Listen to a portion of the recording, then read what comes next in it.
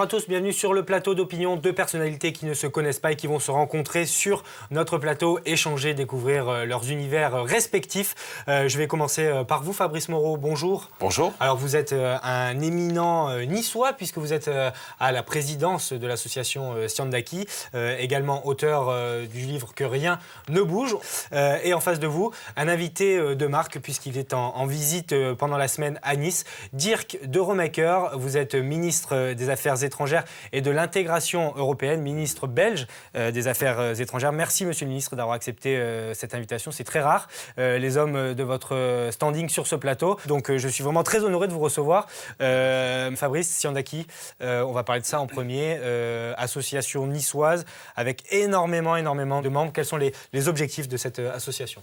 Défendre ce que nous faisons de bien ici. Il y a deux façons de défendre son identité. Il y a la manifestation perpétuelle, mais à force de faire comme ça, on devient des râleurs continus, absolument invétérés. Et puis l'autre manière, c'est d'essayer de montrer par des événements ce que nous faisons de bien. Ça passe par un festival de l'humour, par exemple, un festival consacré à la musique également. Prochainement, nous avons les états généraux de l'apprentissage du niçois, parce que la langue est un pilier de notre identité. Et voilà, grosso modo, et très vite brossé, le portrait de l'association que j'ai l'honneur de présider.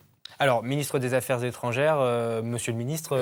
Et de l'intégration. On sait ce que c'est, un ministre des Affaires étrangères, mais alors de l'intégration territoriale européenne. Voilà, exactement. Il faut savoir qu'un pays est subdivisé en différents territoires. Et mon rôle, entre autres, est de non seulement accepter un pays, mais de voir si les territoires qui le composent sont aptes à rentrer dans l'Union européenne. Et donc, je me dois de les analyser avant de leur dire le oui ou le non pour l'intégration européenne. Alors, vous avez rencontré Christian Estrosi, qui est le maire de la ville de Nice, qui est ministre aussi de l'Industrie. Vous avez évoqué ces questions. Quel est son regard sur ce ministère que nous n'avons pas en France ? C'est une question très délicate. Je ne vous cache pas que nous en sommes restés sur certains points scabreux. Il y a certaines situations qu'on n'a pas pu éclaircir comme je l'aurais voulu.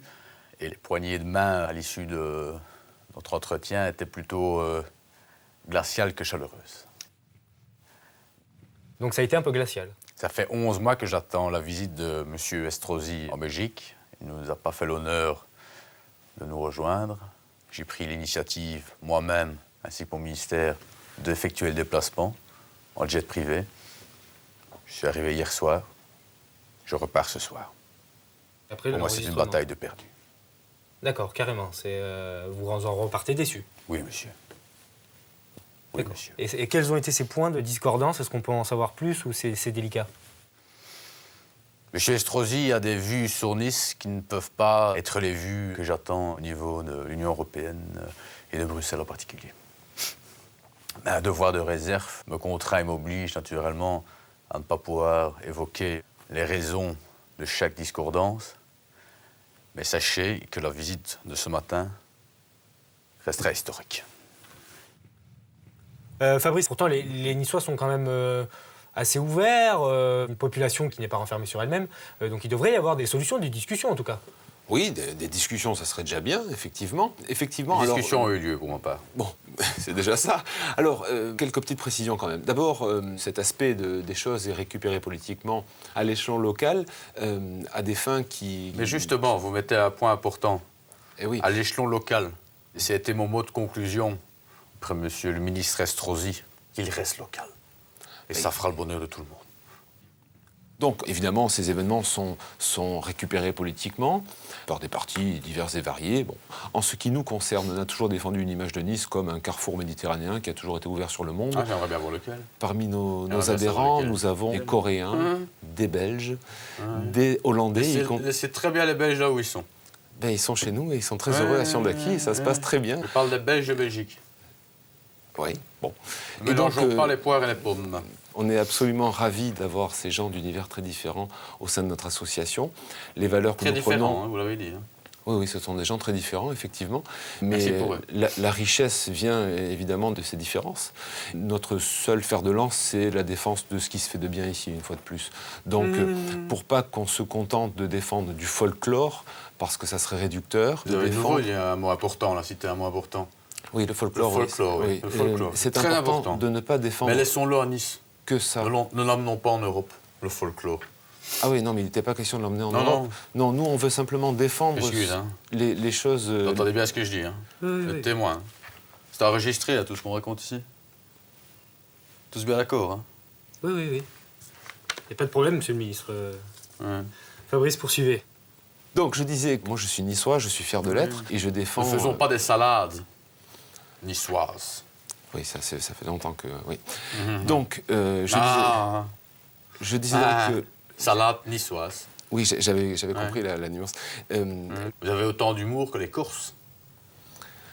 Je ne comprends pas pourquoi vous m'attaquez comme ça. Je suis bienveillant à votre égard, je ne comprends pas votre agressivité, très franchement.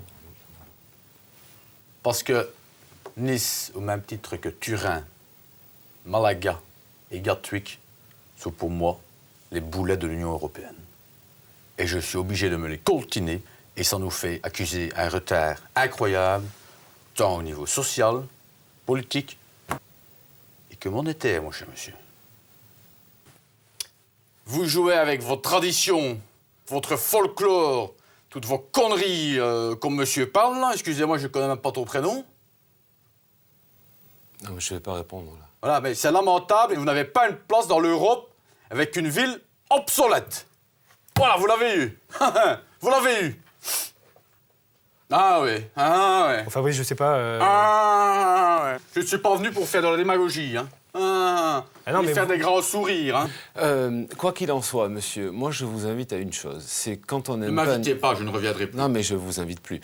Rassurez-vous, je vous invite juste à prendre votre jet et à rentrer de là où vous venez, parce que des gens qui prennent l'exclusion comme vous le faites, ils n'ont pas leur place Et pour ici. qui vous prenez? Ben, pour ce que je suis, Fabrice Moreau, citoyen insulté par vous. Ah, insulté. Si. Repartons au problème diplomatique. Allons-y. Allez-y.